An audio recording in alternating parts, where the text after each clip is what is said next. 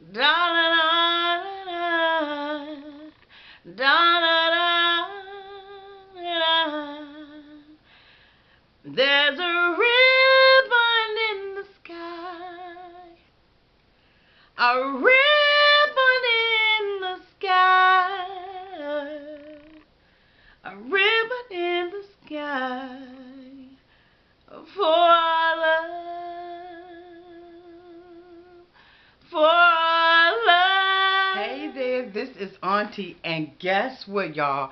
It is time for us to do our review on Monie Gets Married. Yes, Monie has already gotten married, but we're going to pretend that it has not happened. Okay, for all of you all who have been with me a long time, thank you so much. We just hit a monumental landmark, and then later on I will come out and tell you all what that is. But for right now, Auntie is going to do these reviews. If this is your first time being at my channel, please like and subscribe and comment to my channel. Look, it don't cost you nothing to be here with Auntie. This is a family environment, and we are so glad that you are here. Okay? Don't forget that tonight is our live chat and nightcap, talking all things Monie Gets Married. And we might throw just a little bit of Queen Sugar in there as well. But anyway, we're going to go ahead on and get started on this review of Monie Gets Married. Okay? Everybody needs a sweet old auntie, right? Having one, it just would be nice. 'Cause everybody needs a sweet old auntie, right? So welcome to Auntie's Advice. So we start off this episode with Monie getting to the hotel with Morlin. And, you know, she's just talking about, you know, being happy that she's in Houston. Morlin starts unpacking his suitcase. And Monie like, you getting ready? You getting organized? And he's like, yeah, you know, we're going to take us a little bubble bath and put our jammy jams on to lay up in the bed. And, you know, something might happen. And she like, skirt! Ain't nothing happening, boo. I'm going to, you know, I got this hotel room for you. I'm going to go and stay with my peoples and everything. You know what I'm saying? It ain't nothing like, doing things traditionally, even though I've been living with you and you've been, you know, milking a cow for a long time now.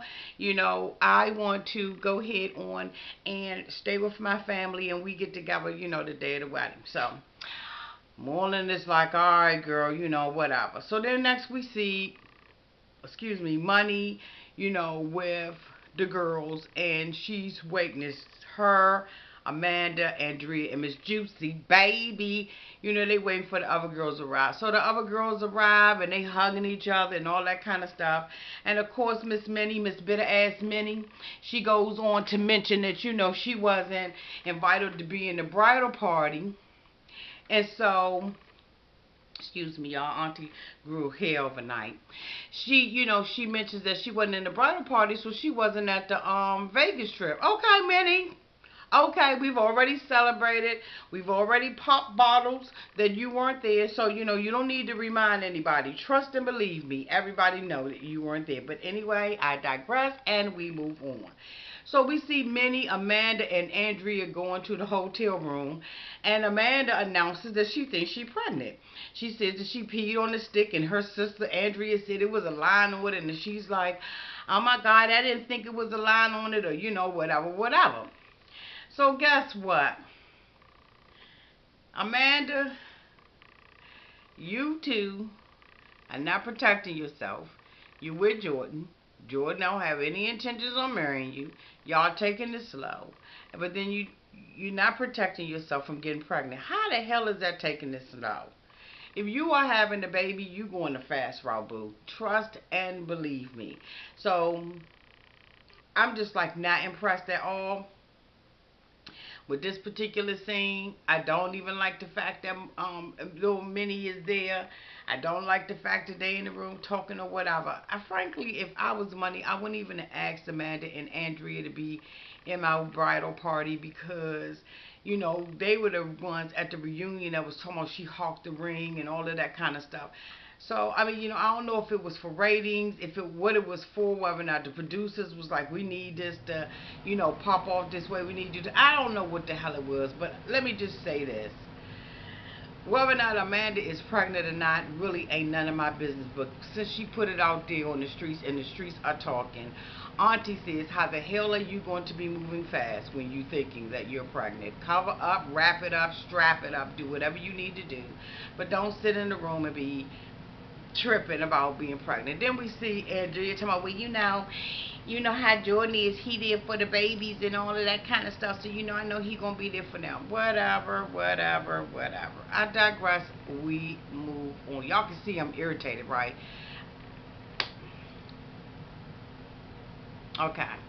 Alright, so Monie is at the cousin's house. The cousin that lives in Houston, the cousin that saved the day because the wedding couldn't be in Jamaica, because her cousin Monie was getting married and she didn't know, she hadn't talked to him. We there. The house looks like it's a beautiful house on the front side. Get to the back side and all hell done bust loose. The coordinator walks out, assesses the property on the outside and was like, damn! My heels sinking all in the ground? Who gonna walk on this? Who gonna walk on this? Now, Carlitha is, thank you, Carlitha, for opening up your house. But goddamn, they had your house looking like a back alleyway over there, in straight Berry Farm, Southeast D.C., the straight hood of all hoods. Really? Cats running all over the place and made their little humble abode in your backyard. You got a fire pit out there. Look like the damn thing is still smoking. Then you got a big old water tank sitting in the back. And then, money... Like, really? You got a big old tent? I mean, it would take millions of dollars to fix that stuff up, Carlitha. How did you not know that this was unacceptable? God, somebody help me help them, okay? Then, Monie, Morlin was like, well, Monie, if you had gotten in contact with your dad and kept up with your peoples and stopped fronting, you would have known that we couldn't have the joint with, in Jamaica. You would have known what date to pick. You would have known all that if you had kept in contact with your peeps. So Monie was like, I mean, come on, Morlin. I'm doing this all by myself.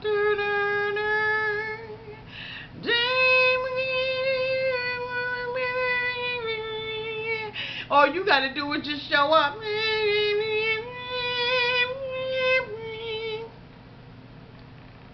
You blaming me? Yeah. Hell yeah, I'm blaming you. Whose fault is it? Okay, you already knew that I was just going to show up.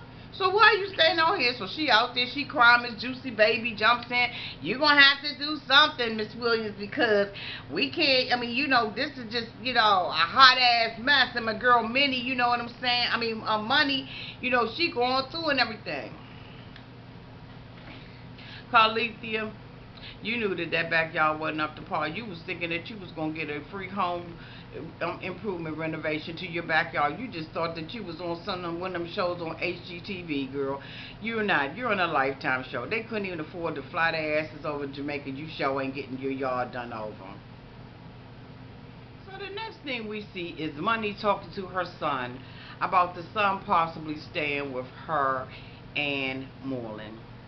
How inappropriate is that? Some things stay in your house. House business is house business. Things that go on inside of the house, you keep them in the house. Money.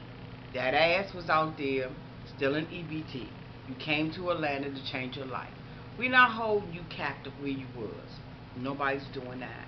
But what you have to do is develop slowly but surely a relationship with your son.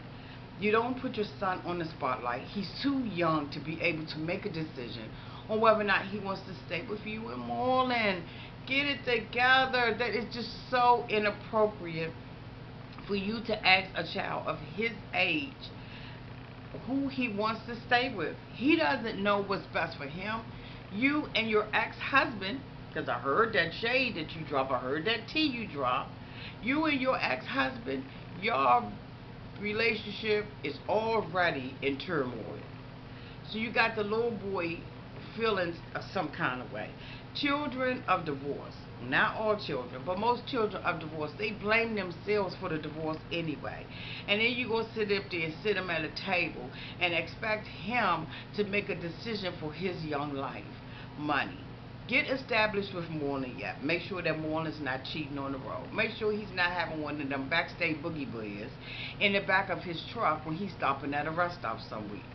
Get all of that together. Stay married for a year and then consider having your son. But don't make your son make the decision. Monie sits down and has a conversation with her ex-husband, baby daddy, whatever, later on in the episode, and she can't even simply talk, communicate. She takes it, to a 10. He takes it to a 10.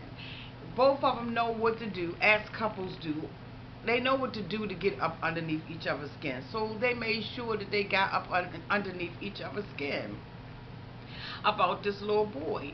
But I'm just like, you know what? At the end of the day, this is family business that stays inside your house. It stays inside the confounds of the four walls with the door and a couple of windows. Keep that to yourself. Okay, so next we see Monie come out. She's at the hotel and she comes out in her dress. I don't like it. It's asymmetric than a mug.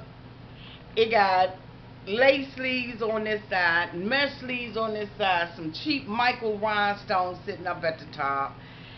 I like the fishtail of it and all of that kind of stuff, but it's just ugly as hell. I don't like the dress, but you know what? Every bride is beautiful, and I know that Monie is going to look absolutely beautiful on her wedding day. She's not an ugly girl anyway, but the dress is something that my big ass would never be caught dead in. She looks at it in the mirror and everything, and she gets to twerking and all that. Miss Juicy is like, no. So the next thing you know, the women go in and they try on their dresses. Lord Jesus, it's a fire. Okay, Miss Juicy, baby, puts her dress on. It's too big. I don't know if she was swole up from a couple of Big Macs and some fries and a couple of chicken nuggets and 2 strawberry milkshakes on the side. I don't know what the hell was going on. But Mr. Nat or Mr. Nate or whatever his name is, he totally got her dress measurements wrong. Now the twins, one twin showed up, which was Amanda. Amanda showed up, for the fitting and everything, I'm assuming, because remember the twins was being difficult. Andrea couldn't come in town, for the measurement, so I guess hers got sent. So, they try on the dress, and Andrea's dress, who was in Texas at the time, her dress fits alright. It's a little jacked up. The blue is ugly and it's hideous and it's cheap, but okay. Most wedding dresses are made out of satin. I think women are stepping up to the game, but whatever. Alright, so Amanda comes out. She already thinks she's pregnant. So, a lot of times when women think they're pregnant, they get to eating and stuff. And, just overdoing it because they think they're pregnant. And this is just their, a little free time to eat their asses off. You know what I'm saying? So she comes out, and before she even gets out, the dress done busted. So she's in the back. Monie's in a panic and all of that old kind of stuff. And I'm just like, this is where I'm at with this. I'm just like, I know you hire wedding coordinators to do your wedding for one reason or another. They may help you with the day of. They may be one that's full service or whatever. But when you're not really paying no money and you're not really, your people ain't together, they just borderline trifling, you know what I'm saying? This is the kind of stuff you're going to see. Y'all should have been going for several fittings. Why would you be getting fitted, having your seamstress fly out to where you are to do your girls' dresses? That just means that nothing was coordinated, nothing was together. Monie panics, and all of that kind of stuff. All right, Monie, whatever. Panic, do whatever you're going to do. But my whole thing is, how much effort have you put into your own wedding? Put some more effort into your own wedding, boo. I feel sorry for her as a bride, but I really don't feel sorry for her because she's just really complaining about everything. She crying. I guess maybe you're just really emotional during your wedding. I don't know. Shit, I feel emotional right now. I don't know whether or not I'm coming, going, whether I'm videotaping, whether I'm asleep. I don't know whether I'm doing a live chat, live night chat, cat. I don't know. All right. So the next scene we see is Monie sitting and talking to her baby daddy, ex-husband, and Morlin about the baby. We've already been down that road. I don't want to go down that road again. I'm just going to tap on it and I'm going to tap back off. This scene right here, it could have been hell. Basically, Monie is saying, I told you that I was going to get myself together. And we agreed that when I got there and I got myself together, that we would go head on and I would get my son back. The baby daddy is saying we ain't agree on nothing. See, once you make the decision and you don't use common sense and have a lawyer to draw a paperwork, boo, it's his word against yours. And possessions is 9/10 for the law. He's the one that has the little boy. So guess what? He is considered the custodial parent. You're lucky you're not paying child support, because a woman would charge you for child support. But anyway, it gets out of control. It gets irate. It is what it is. She ends up threatening him to take him to court, and he wishes Morlin good luck. So do I. Next, we see Monie, at her cousin's shop or whatever. It must be like one of those little salons where you have like the little private rooms. And she's doing Monie hair and everything. She wants a bob. The girl just take the thing off. Look like underneath her wig wasn't even done. She just pulled the thing off. It didn't even have a wig cap or nothing like that on it, and just yanked it, put the other one on, and start cutting it. I was like, God damn, that's how they do here in Houston.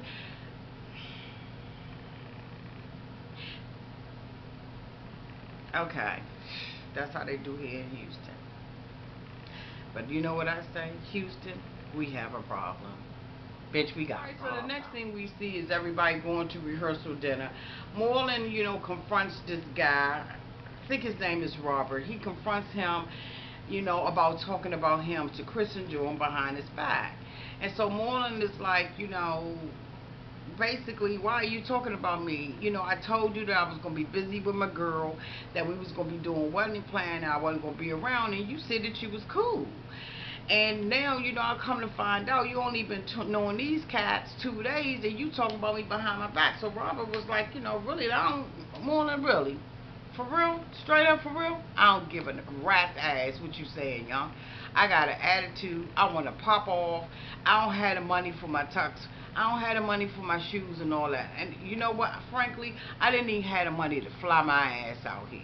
So, it's time to play the piper now, and I don't have my stuff together. So you know what? I'm going to do some bitch ass moves, and I'm just going to go ahead and complain, whine, and really fight you over the stuff.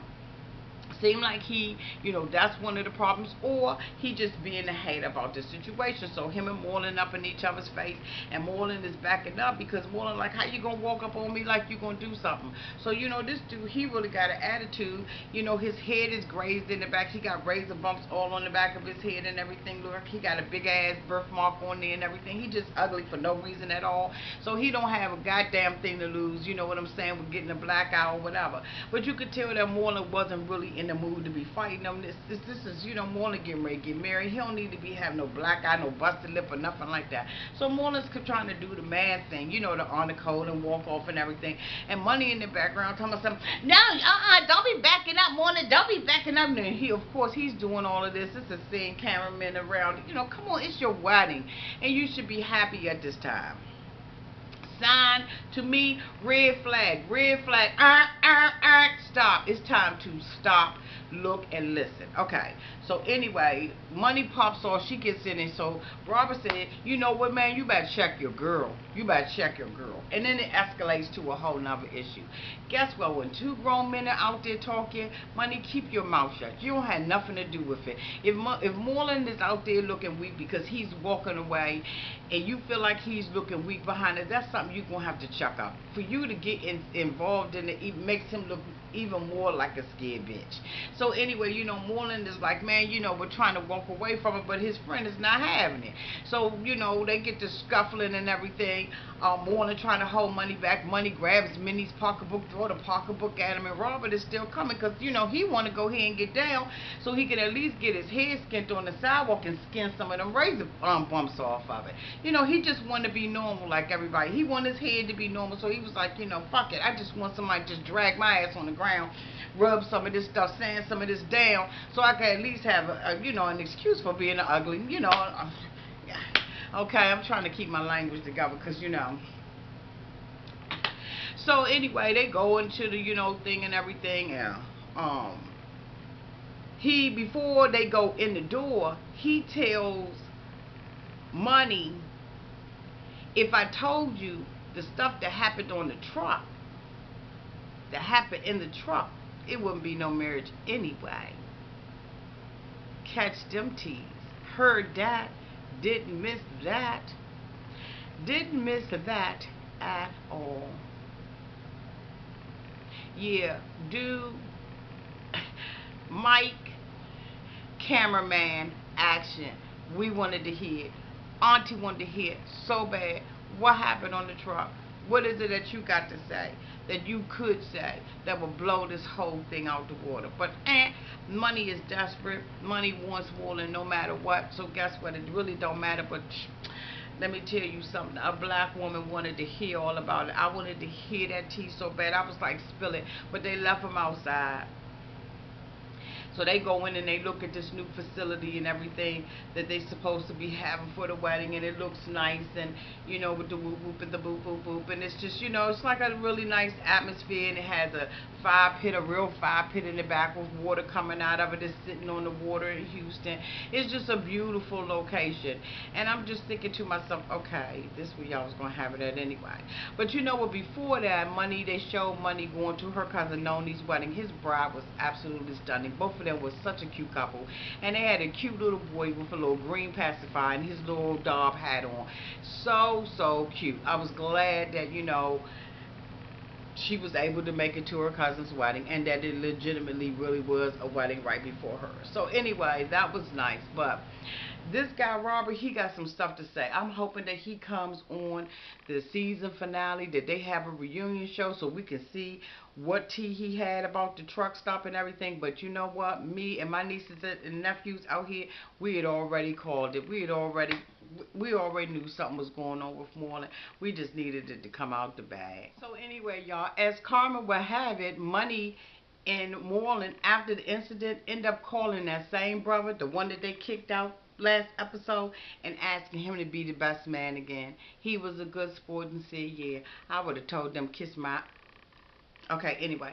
So next we see Monie at the facility. Her father arrives. Her brother arrives.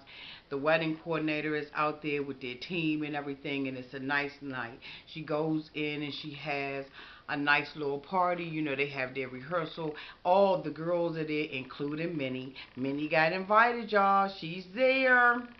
And then they have, dinner in a restaurant, which is called, the rehearsal dinner and everything. And she changes her dress from that little tight flower dress that she had on.